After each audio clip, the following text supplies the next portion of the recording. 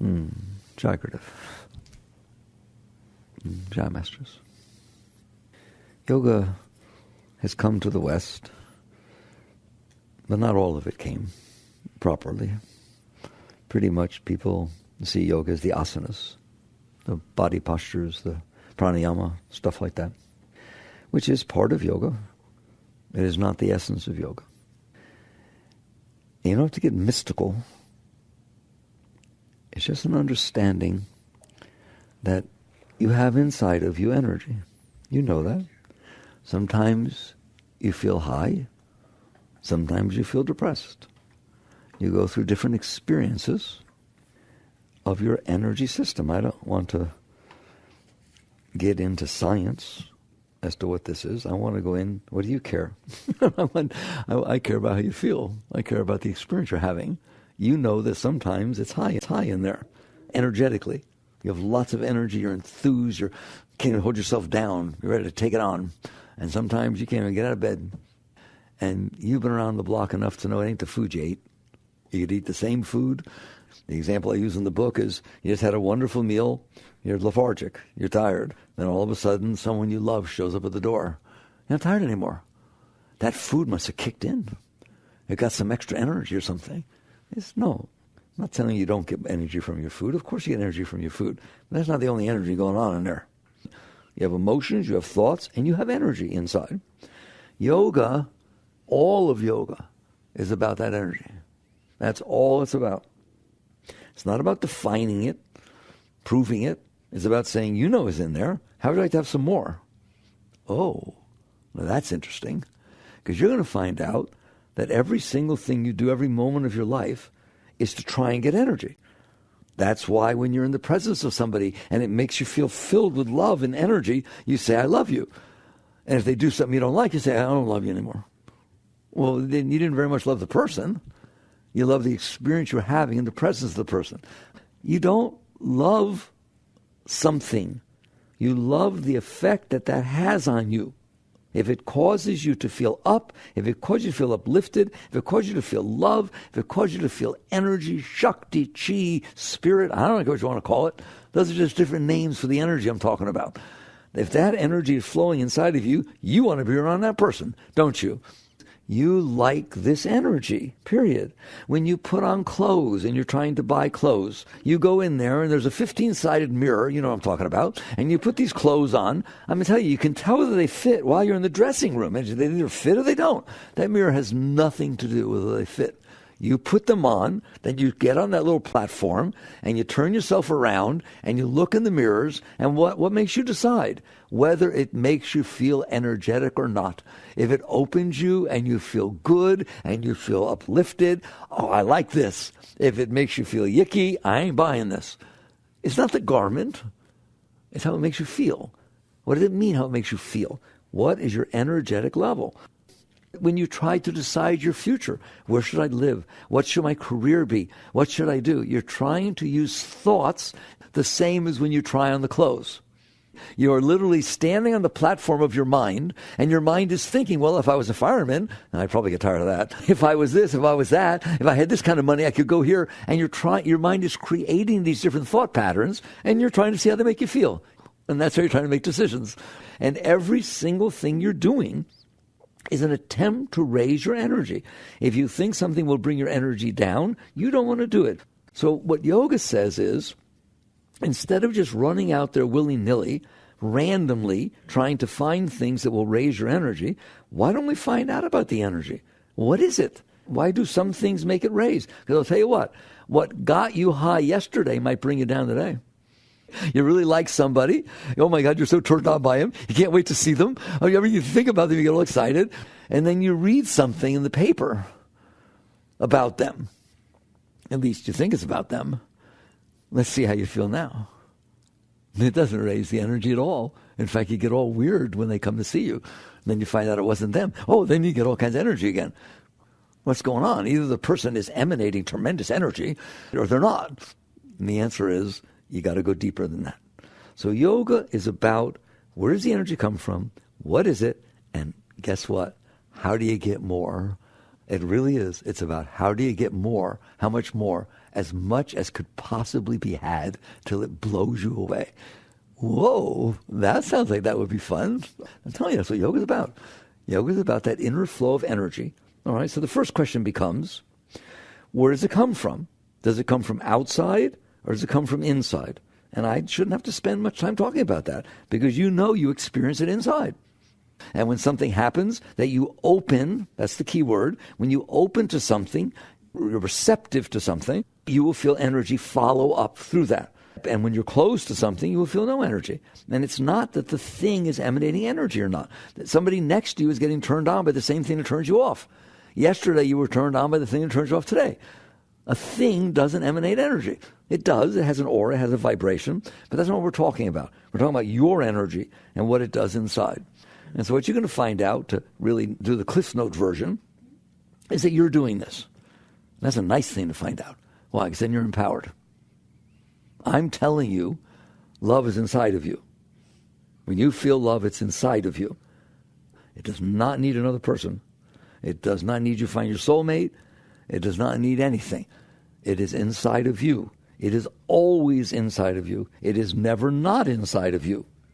If you close so you can't experience it, that's not saying it's not there. If a cloud comes across the sun so it gets dark, the sun is still out there shining. And you start to catch on that that's what's happening. Your mind and your heart have the ability to open and close. Have you noticed that? Your mind can get negative, can't it? How much energy do you feel when your mind's all negative? I don't like this. I don't want to do this. Oh my God, I'm scared. No, I don't want to do it. You feeling a lot of juice, good juice, feeling really high? No. And your mind's saying, oh God, I can't wait to go. I'm so excited about this. It is the fact that your mind is saying, I'm excited about this, that you feel the energy. If your mind said, I'm not excited about this, you wouldn't. It's not about the thing. It's about the thing to the extent that a thing can make your mind say, I'm excited about this. Or a thing can make your mind say, I don't like this. And that becomes the clue. The clue becomes, if you get it real out on the table to start with, you have infinite energy inside of you, tremendous energy inside of you. Take the highest you've ever felt. The highest you've ever felt, no matter what happened. Perfect love, this, that, anything, graduating, parents being proud, everything in the whole world. You played the band and they all clapped and you got a record deal. I don't care. That moment where you are peaked, Maslow calls it a peak experience, where you are peaked. I'm telling you, that is going on inside of you every single second. It is never not going on inside of you. Just like the sun is always shining. There is no day, there is no night. Just go out and check it out. That sun has been out there for 5 billion years, just shining, man. The fact that you turn away from it, the fact that you do all kinds of things, causes the appearance that the sun is coming and going. It is exactly the same inside of you. That energy is always there, but you are opening and closing to it. And when you open, the energy flows, and then you're silly enough to say, oh, that's what I want. What? The thing that stimulated your open. What the yogi says is, I don't understand. If it's inside of you, why do you need something outside of you to open you so you can experience what's inside of you? And that, by the way, sounded weird. That is the essence of the science of yoga. If it is inside of you, why do you need something outside of you to make it so you can experience what's inside of you? And the answer is, believe it or not, you don't. You have the ability to tune into that energy anytime you want, period.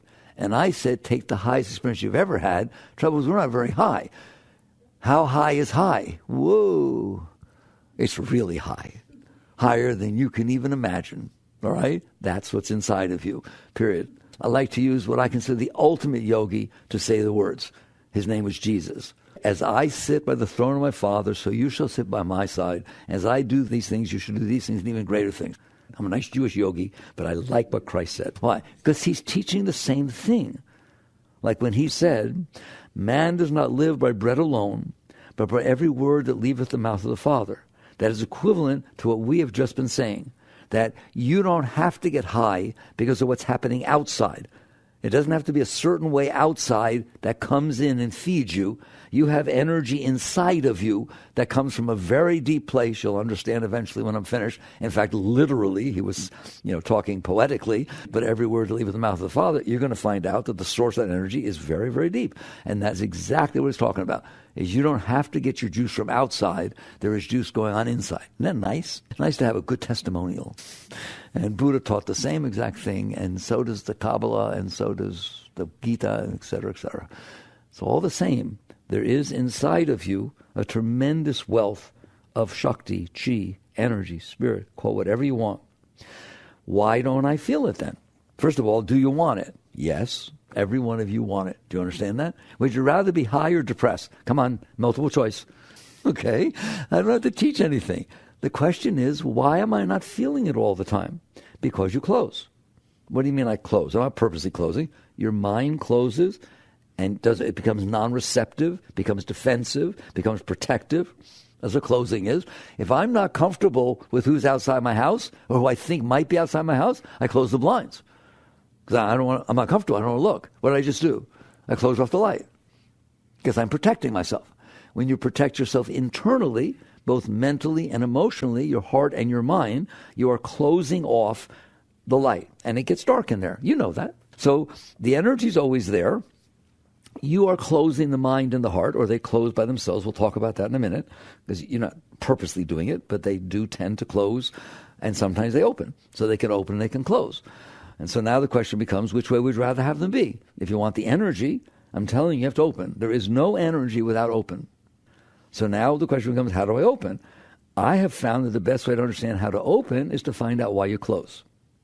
Why is it that some things outside of me open me, and some things outside of me close me? It does happen, doesn't it? And I am wise enough to know that it's not the same for you. Every one of us open and close over different things. But when it's said and done, we feel the same energy. So I've studied this my whole life, where I watched it carefully inside. And it's very obvious what's happening. It's very, very obvious why we open and close. And it's very obvious why each one of us open and close over different things. And it's very obvious why what we open and close over changes over time. I'll give you an example, just a very simple example. You're driving down the street on your way to work. You've driven down the street thousands of times coming and going from work, and you cross an intersection of 39th and 23rd, whatever. And you go by there, and you do it all the time. And this time you go by and somebody runs the light on the opposite direction, and you ram on your brakes, you skid all around, but you don't get in an accident. You handled the whole thing well, and you sit on the side of the road. Whew, well, that was close. All right, there you are. Very good. It's over. Well, it's not exactly over. Why? I'm going to watch carefully when you go to work the next day, and you start to approach that intersection. Which one do you want to tell me nothing happens? Inside of you. The heart doesn't speed up a little bit. You don't start getting a little nervous. Some negativity starts inside the mind. Oh my God, it's such a dangerous intersection. Be careful. There could be somebody running a light. That intersection is no different than it was the day before, or the day before, or the thousand times you drove through it. It's no more dangerous. It's no more anything. But because that event took place, it left an impression inside of you. It left an impression in your mind, mentally and emotionally within your heart. The two are get affected together. So now, when you have an experience of this exact same intersection you've driven through 1,000 times, something different happens inside of you. That's why you open and close. And that's why every one of you open and close over different things. Because you've all had different impressions. You've all had different experiences in your life, and you have stored those experiences inside of you. And so now what happens is, you were married to someone named Ben. It was not such a good marriage. That's why you got divorced 10 years ago. And you're at a party, and people are talking, and all of a sudden somebody yells across the room, "Ben, is Ben here?" And you start to freak. 10 years later. You've seen this guy for 10 years. What does it mean? It means you have stored the impressions, particularly the negative ones.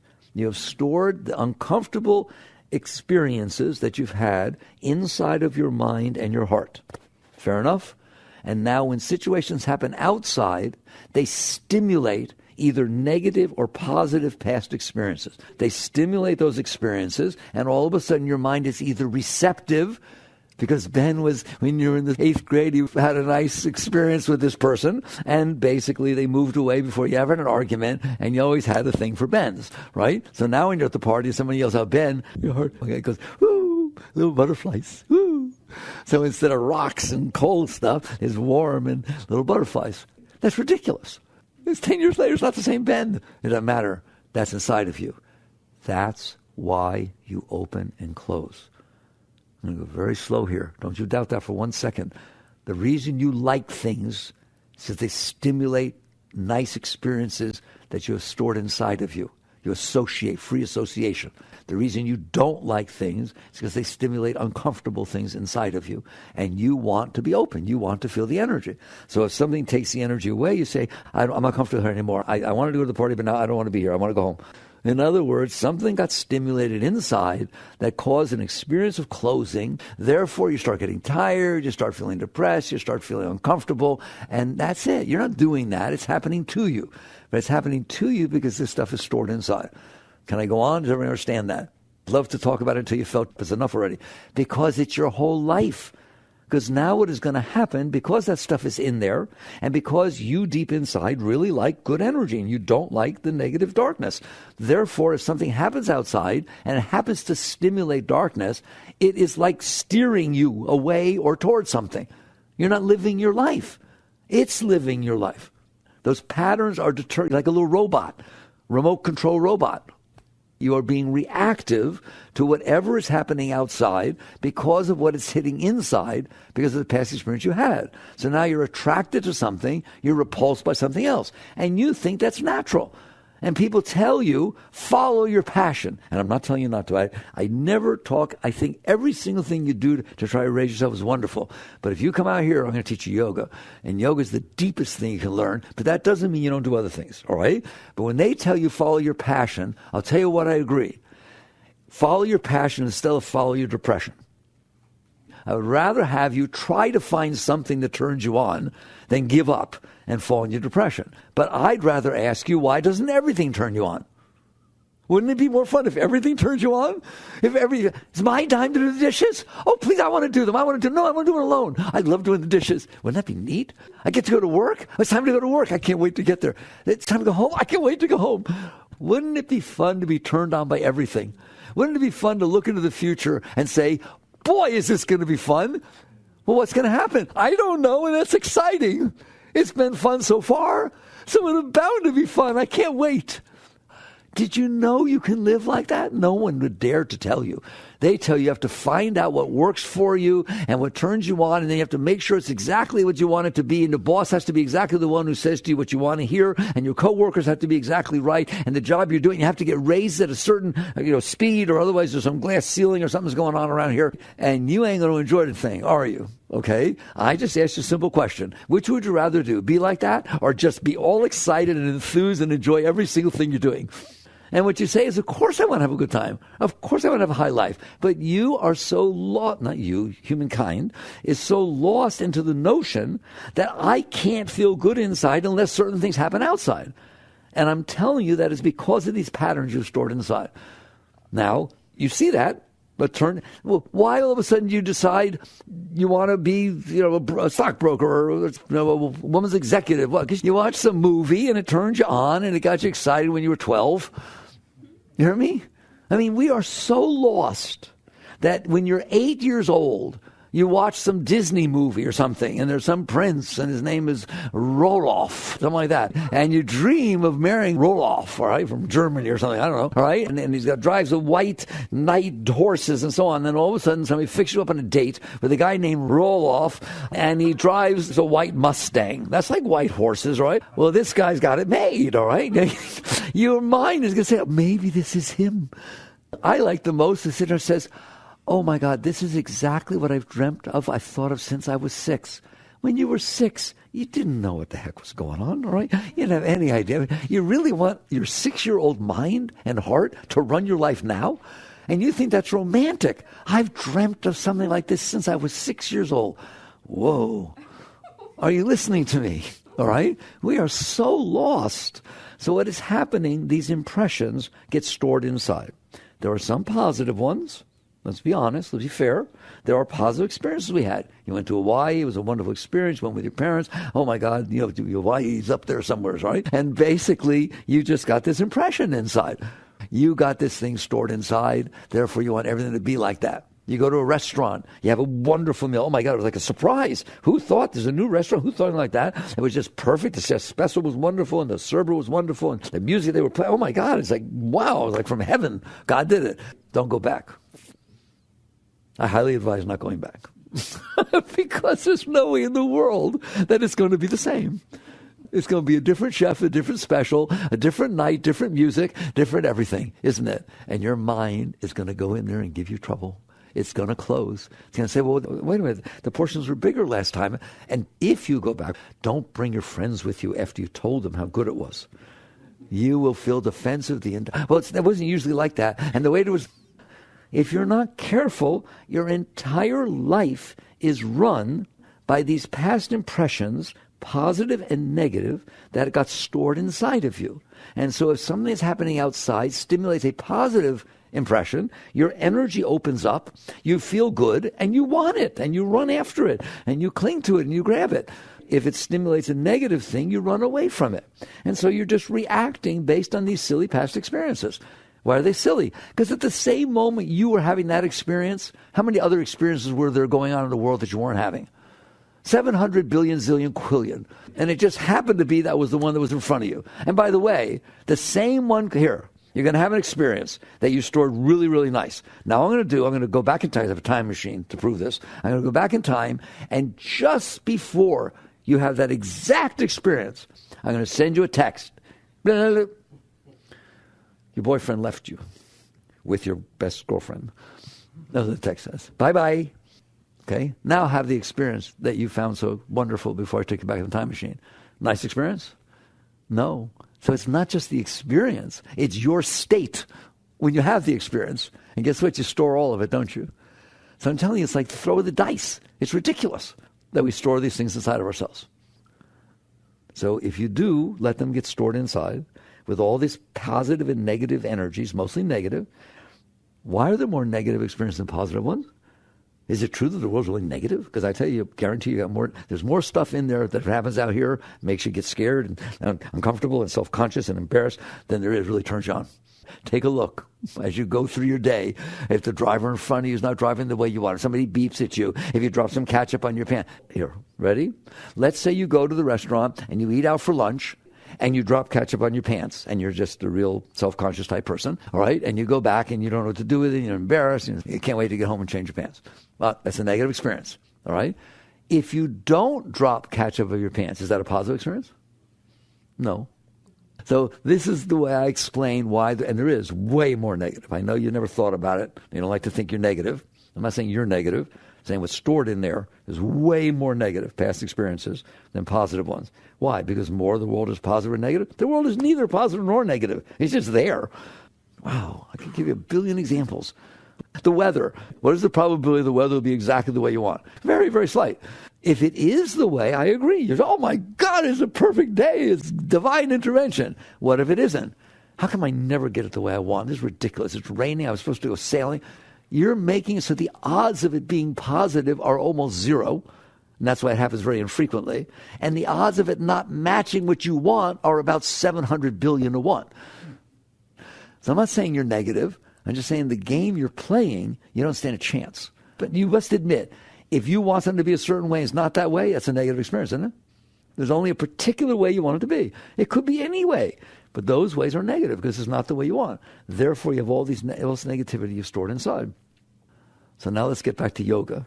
What the yogis are teaching you and what I'm teaching you, and you're going to see it yourself if you pay attention, is the reason you cannot access the beautiful energy that's inside of you is because this stuff is in the way.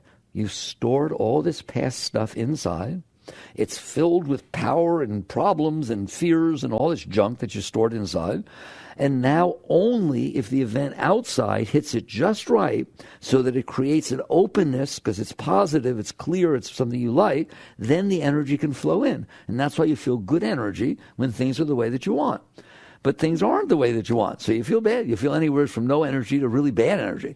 And that this stuff you stored inside is blocking your energy flow. That's what it's all about. Now, that's yoga. You know, psychology teaches the same thing. You know, in classical Freudian therapy, what do they try to do? They try to find out what's stored in there. How's that? Your mother? I can't imitate German. I like Freud. And what with your mother? What was that like? Why are you crying when I say father? Uncle? Which uncle? They're trying to probe in there. This is so neat to talk about. I said I was talking about yoga. Am I talking about yoga? Or am I talking about life? They probe in there to find out what you got stored in there, don't they? And what happens if they start hitting that stuff? All kinds of emotions come up. And why? Because it's blocking your energy. And in classical Freudian therapy, if you have what's called a breakthrough, what does that mean? You actually touch the stuff, you deal with it, you confront it directly. It's yes, I suppressed it, but now it's coming back up, and you deal with it and you let it go. Oh my God, you may not sleep for 2 weeks. All this energy's rushing up inside of you. It's like you say, oh, this therapist changed my life. I'm so happy now. I was so depressed. It could change just like that because of what I'm telling you. Yoga taught this thousands and thousands of years BC. It's because the stuff that you stored in there is actually stored in your energy system. And it is blocking your energy, like the Hoover Dam blocks the flow of the Colorado River. There's still plenty of water, but it's dammed up. So when you store these negative and positive, really, it's like we call them samskaras, impressions. Samskaras is what the Sanskrit word for these packets of energy that you stored inside because you were comfortable with the situation. So you kept it inside of you. Now, the more you keep, the less energy can flow through, unless the moment outside just happened to match a positive thing, then all of a sudden this nice energy comes up inside. Don't worry, it won't last. And I'm not being negative. You know it won't last. It has never lasted. You've sat there since you were little saying, oh, if only I can get this. If only I get this, I'll be fine. If only he pays attention to me. Oh, my God. No, when he pays attention to you, now you want to be asked out. Now you want to get married. Now you want to have children. It doesn't ever stop, does it? Now you're married to the guy that was in your dreams and everything, and you have the beautiful children. The house is not big enough. That is what is going to happen. Why? Because if you're getting your energy by having a positive experience stimulated, fine, it opened. There's still all this negativity in there. There's still all this fear, this insecurity. What is classically happens if somebody you really liked and never paid attention to you walks up to you and says, you know, I really love you. I was embarrassed to say it. I've never been able to say it, but I just want you to know I really love you. What's the first thought that comes to your mind? Really? What? No, I like the one better. What did you say? Right? Are you really going to be okay with that? You're really going to believe that? Your mind's going to sit there and say, careful. Remember what George hurt you. He's talked like that also. Okay. It's real hard to open and stay open. Yes, there are moments that happen that stimulate you and can create an openness. But the rest of that stuff's going to close it back down, isn't it? Because you're afraid of getting hurt. You're insecure. Why are you afraid of getting hurt? If you store every single experience that was disturbing to you inside of you, what is it going to be like inside of you? Disturbed. And don't tell me you've not stored everything that anyone ever said and didn't say exactly what you want. Ooh, we get a little weird in there, doesn't it? All right? And does the stuff stay in there quietly? No. It comes back up all by itself, doesn't it? You're taking a shower, it's thinking about what happened 10 years ago that bothered you. This is what yoga is teaching you. It's teaching you that the energy is in there. It's always in there. It wants to come up. It wants to flow. Just like your physical body has an immune system that's brilliant, isn't it? Come on, you studied enough medicine to understand that. White corpuscles, and they go to war with all the bacteria and lymph system. And oh my God, it's a pretty amazing system in there that's trying to purify the body so that it can be healthy. Your mind and your heart, we call your energy bodies, are way more intelligent and subtle than your physical body. They also do not want this garbage inside. That's why it comes up in your dreams. That's why it comes up when you're driving your car. That's why it comes up when you're taking a shower. Just watch your mind, and you're going to see all this stuff coming up, all the worries. Worries I don't want to have. Why? Because it happened before. And it just keeps pushing itself up. And what do? You keep pushing it back down. You know that darn well. Somebody says something that makes you sensitive. You say, I told you I don't like to talk about that. Give me a minute. Give me a minute. Okay, I'm okay now. I'm back to myself. Whoa, what'd you do with it? You worked it through? Not a chance in the world. You don't work it through. You don't even want to work it through. You don't want it in your face. You push it back down and get it the heck out of your way. I'm telling you, you are pushing it on top of that energy flow. I would love you to see that visualization. You have this beautiful energy inside. You have this stuff you can't deal with. You couldn't deal with it when it happened. You can't deal with it now, can you? All right? You literally have problems because your parents got divorced when you were 5. When you hear the word divorce, you get a little nervous. You sweat a little bit. So you catch on that you have done this. You have stored this stuff inside of you, and now you are subject to it being stimulated by the world unfolding in front of you. You can't live a normal life. You have to try to manipulate and control the world around you so that it ends up being, as much as possible, that which doesn't hit your bad stuff and does hit your good stuff. And that's what you go to war with life, what it boils down to. And that is how most people live their entire life. And your whole society encourages you to do so. Go out there, decide what you want, and make it happen. Yoga does not teach that. Yoga teaches, man, you're sitting on a planet spread in the middle of nowheres. It should be fun. It's a pretty exciting planet. There are tigers and lions and orchids and people and, oh my God, you won the jackpot. I told you once, Earth is God's idea of Disney World. I'll make one little ball of dirt and I'll put everything on it. I'll put all kinds of animals and fishes and plants and people and computers and rocket ships and, oh my God, and I'll give them mines to play with. And oh my, it's like camp, right? It's the most exciting thing that could ever be. And you're freaking out every single minute of every single day, aren't you? Anxious, tense. Why? Because of what I just taught you. Because you stored this stuff inside, therefore your energy can't flow properly. It's supposed to be feeding you from inside. You're supposed to be filled with love and joy, the highest you've ever been, all the time. From the moment you wake up in the morning. You know how a great being wakes up in the morning? I'm back! I wonder what's going to happen today. Because you're going to have a whole bunch of presents all day. Experience after experience after experience after experience. The problem is we have so much junk stored inside that the vast majority of those experiences are not going to match what we want to happen.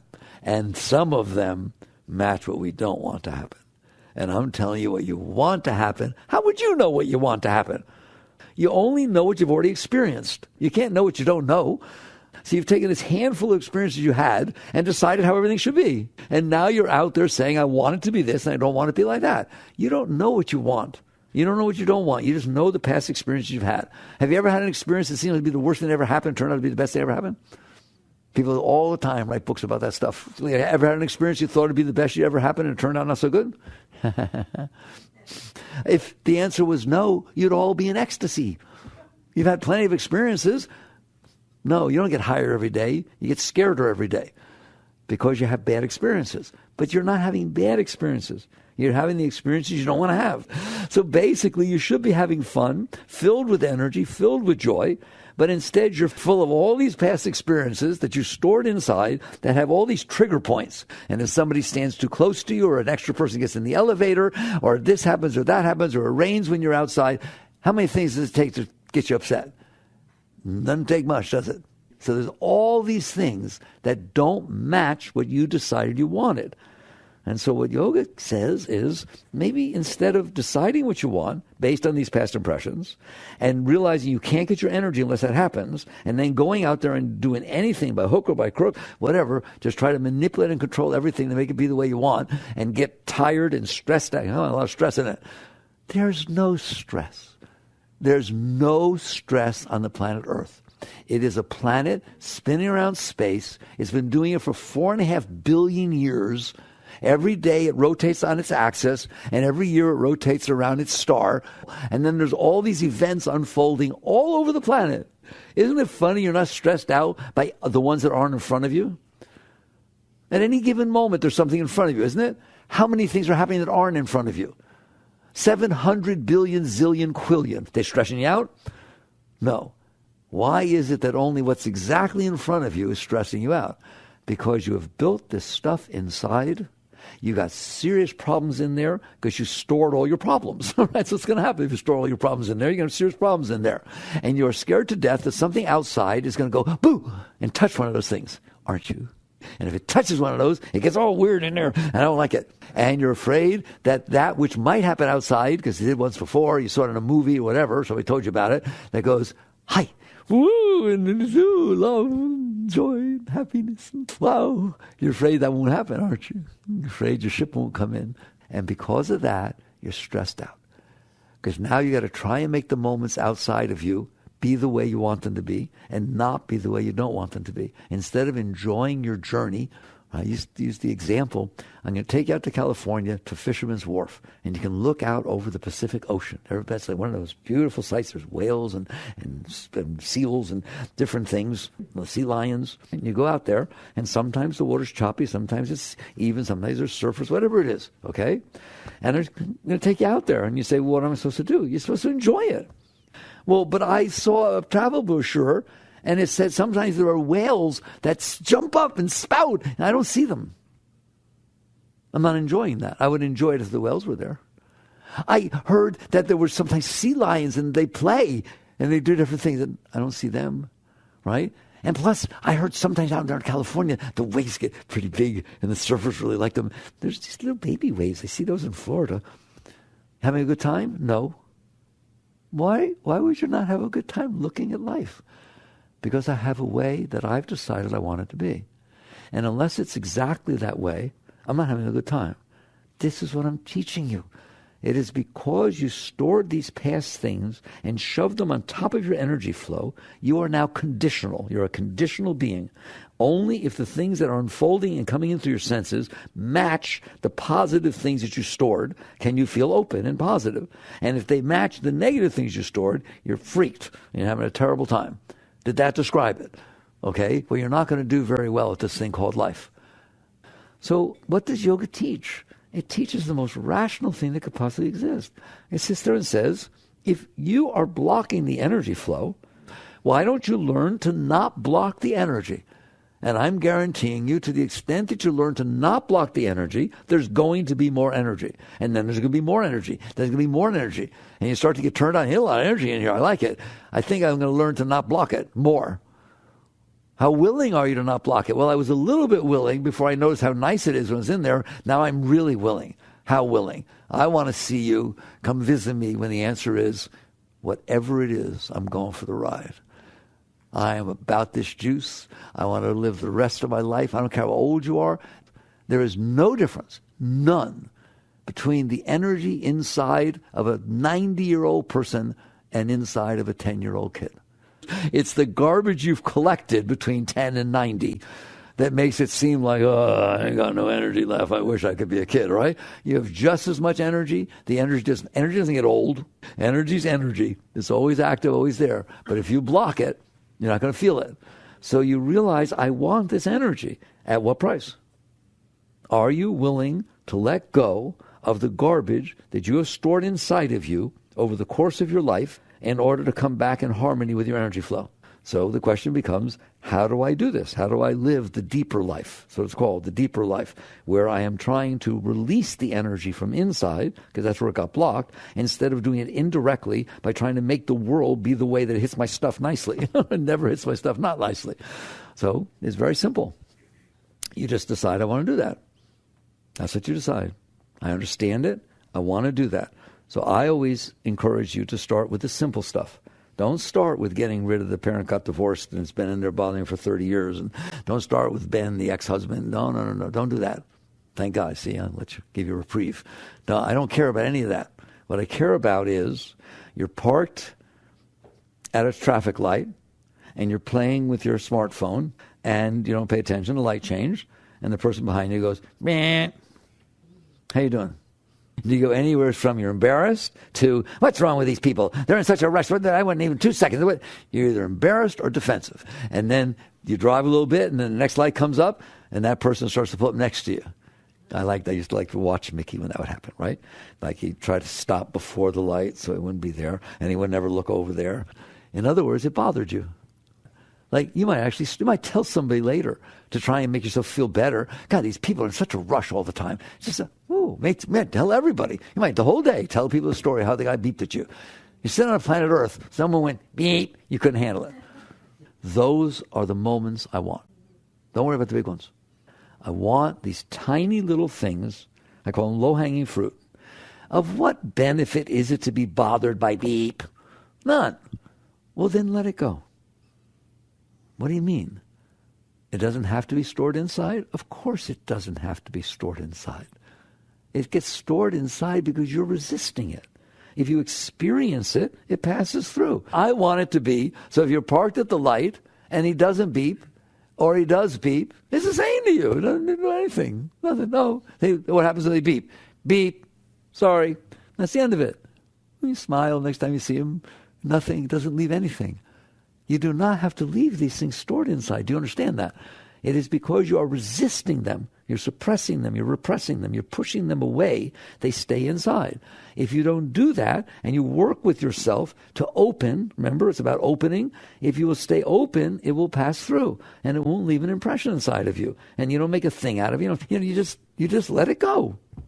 And you work with yourself. And most of you would sit here and say, I don't know how to do that. Maybe you can do that, but I don't know how to do that. Well, then learn. Learn to do this. Learn to let go. It is the most important thing you will ever learn in your entire life, because the stuff you stored inside of you is what's keeping you from your energy flow. And if you cannot do that, you will get your energy flow back. And then what happens if you learn to do it about the beep, if you learn to do it about the fact that someone's driving slower in front of you than you want to go and you can't pass them, so you're causing all this commotion inside yourself, what is that doing for you? What is the benefit of that? The answer is nothing. Then don't do it. How? Learn. I'm challenging you. You've learned all kinds of things in your life, haven't you? Learn this. Learn how to relax. Just relax when it starts doing that. And you're going to find out that you can let go. You can little by little, you learn to let go. And what happens is if you learn to let go of the driver in front of you, if you learn to let go of the fact that the weather's not the way you want, if you learn to let go of the fact that somebody beeped, if you learn to let go that somebody walked away when you were trying to talk to them, they were busy with something, you learn to let go that you were on the phone with somebody and you weren't finished with whatever you wanted to say, and they said, I got to go, and they hung up. Oh my God. You can't handle that, can you? I mean, that's like, I don't want to talk to him ever again. Come on. You don't want that stuff in there, do you? Give a guy a break, all right? Give yourself a break. Let it go. If the mind starts bothering you, this is where I draw a line. If my mind starts bothering about something that's not happening, that's acceptable. If you had a conversation with somebody and it's over, and your mind starts saying, oh my God, I should have said this. I forgot, oh God, that was so stupid. I hope that wasn't a mistake. Should I call him back? No, don't call him. And that garbage is going on in there, the conversation's not even happening anymore. It's over. Let it be over. Do the work inside. Little by little, learn to release these things. And what will happen is you will build your inner strength that learns how to let go. The next thing you know, all by itself, something will come up from the past that used to bother you, and you used to get all weird and moody. That's what all your moods are, all this stuff coming up. And you get all moody, and the next thing you know, the exact same techniques that you use to let go of the beeper guy, and to let go of the weather, and to let go of the car driving too slow, you'll realize, I can do this. I can let this go. I can just say, yeah, that happened 5 years ago. Gee, okay, bye-bye. Bye-bye. I don't want you in there. You really want it in there, blocking your energy? What's the purpose? What's the benefit? None. And so you have now built your core strength, your inner core strength, and you start letting go. And that'll happen with the next thing, then the next thing. And eventually you'll realize, I'm way happier than I used to be. For no reason at all. I like it when you see somebody say, you look much happier. What happened? Nothing. I don't know. Oh, that's great. Because if you don't have a reason, it can't go away. And then you're going to get higher and higher, and eventually you're going to feel some real energy flow. You just mind your own business, sitting alone, and all of a sudden these waves of joy, just waves of ecstasy, start pouring up inside of you. What is that? That's the energy I was talking to you about. And it gets very high and very beautiful. And then a bird chirps and you get blown away. And then a baby laughs and you get blown away. And all of a sudden you're getting blown away. Why? Because you're more open. You start having these vacations from yourself. Because there's this beautiful energy ready to flow inside. And it is unconditional. It's not based on what's happening outside. It's because you open the flow inside. You open the channels so it can flow.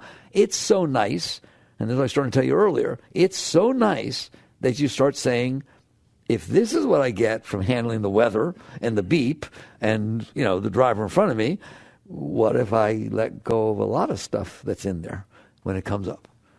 Right? And you start saying, what if I let go of everything that's in there? What would that be like? Now you're talking high. You understand that? You're talking about what it means to get really high. And you start saying, well, why would I not? Would I want to trade off this beautiful energy because of what somebody did to me 10 years ago? And you start saying, I don't want this inside of me. And you just decide, I want out. I want out. Out of what? Not out of my marriage, not out of school, not out of stop the world. I want to get. I want out of this. I don't want to walk around with this stuff inside of me. How about you? I want to walk around with that beautiful love and joy and inspiration and high stuff flowing inside of me all the time. Therefore, I have to be willing to release the blockages that are doing that. And that is the path of yoga. That is the path of spirituality. That is the true path. It is a path that Christ taught, Buddha taught, they all taught it, all right? It's about how you're willing. Christ said you must die to be reborn. It means what we're just talking about. You have to be willing to let go of the part of you which you're now identified with, your little sensitivities, your likes, your dislikes. We call it your personal self. You got one of those? You have to be willing to let go of that stuff so that you can be who you are, so you can come back into that beautiful spiritual energy, that beautiful energy that flows inside. So it's pretty neat, all right? Question is, do you want to do it? Right now, I know you can't do it. I know you will freak if this stuff starts coming up. That's why I'm saying, first, you don't walk into the gym and try to lift 300 pounds. You start with 50, right? And you work your way up. You build your muscles. You build yourself, right? You work out. I call it working in. You come inside and you start little by little handling the small, just do the small ones, the small discomforts that you used to freak out over. Just relax. Relax. There's other techniques. Now you understand. Yoga and others, not just yoga, the asanas are a way of relaxing. They're a way of What happens if you're doing something, you've done yoga, you're doing yoga, you get to an asana, and it's tense. It starts to hurt a little bit. What does the teacher tell you? Relax into it. Relax into it. I'm telling you the same thing. Somebody's driving weird in front of you, you're uncomfortable, you're in a rush, relax. But it's uncomfortable, relax. Relax through it. Relax through it, because when you're relaxing, you're not resisting. And when you're not resisting, it has an opportunity of releasing. Relaxation is non-resistance, is releasing. And all of a sudden, all by itself, this stuff is going. Right? That's why you get high in the yoga class, right? Because instead of resisting your resistance, you're learning to open and relax. So you don't just get exercise in yoga class. People say it all the time. All the Americans are realizing, right? People are catching on all over the world. Hey, I get high. I feel different when I walk out of here. It's not just working out, right? Because it's releasing yourself. You're opening. I'm begging you to do it inside. It's something you do 24/7, not on a yoga mat. You do it every moment of your life, every second of your life. You want to get high? There's two ways to do it. One, I don't want to suffer, because you are suffering. I don't want the tensions and fears and anxieties. I want to have fun with my life. I don't want you to have fun with yours. All right? Okay, you got to let it go. Now you understand. You have no excuse anymore. Now you know why that's in there. Of course you're tense. You're afraid that something will happen that doesn't hit you right.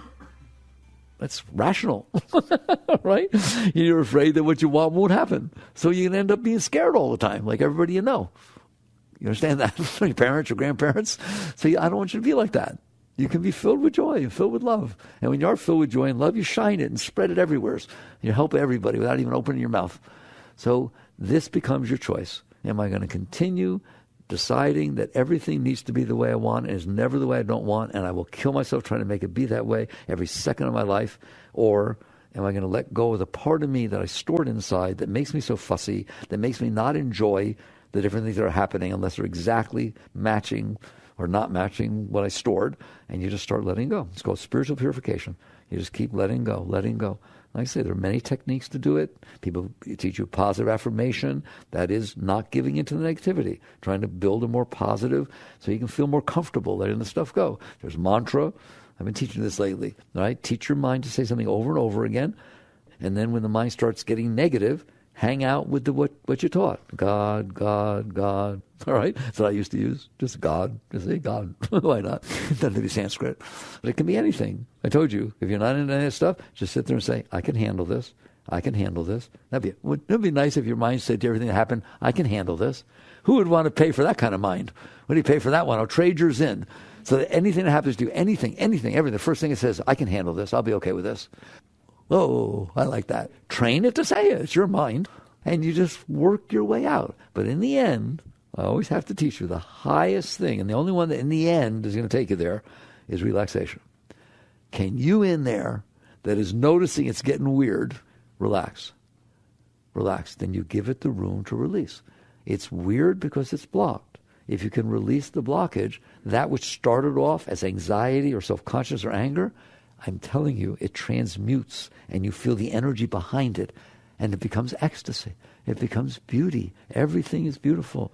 Even sorrow is beautiful, right? It has a beauty to it. People, I always say, the funeral march, dun, dun, dun, dun, dun, dun, dun, right? Chopin wrote it. It took one of the greatest composers that we've ever known to capture the spirit of the sadness of a funeral. And it's beautiful in its own way, isn't it? It's a beautiful capture. Doesn't mean you don't feel sad. It means there's beauty in the sadness. Do you understand that? There's beauty in everything if energy comes up inside of you. There's nothing as beautiful if the energy doesn't come up inside. So that's my discussion of yoga. It's a little different than the asanas and pranayamas and all that stuff. But those are wonderful things, as are all the other. There's lots of techniques. If you're doing something to cleanse your stuff inside, to build your strength so you can let go of this stuff, I'm in favor of it. And it doesn't take long. I'm telling you, if you're sincere about it, you're going to start to feel energy pretty quickly, and then you follow that energy, right? And real yoga, what does yoga mean? The word yoga in Sanskrit means union, because Christ said, man is not lived by bread alone, but every word that leaveth the mouth of the Father. But we talked about that energy being the word.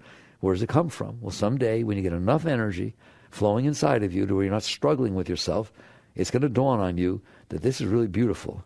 Where's it coming from? I know it don't come from outside. Where's it coming from? And you start following it back to its source. And it comes from the source. And that's what you're going to find out. Right? And that's what God, so he said, but every word that leaveth the mouth of the Father, not neat, is literally coming from a very high place. And you can return there. You can explore that. Very good. Thank you for being interested in these things. Jai Gurudev.